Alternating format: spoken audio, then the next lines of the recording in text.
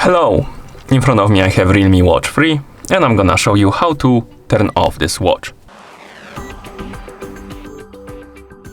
To turn off this watch, simply press and hold the side button and keep holding it until you see the power menu on the screen. Once the power menu appears on the screen, tap on the power off icon to turn off the watch. I must have missed it, so let's try again.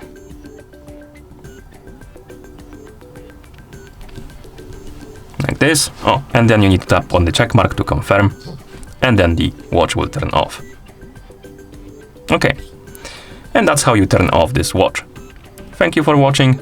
If you found this video helpful, please consider subscribing to our channel and leaving a like on the video.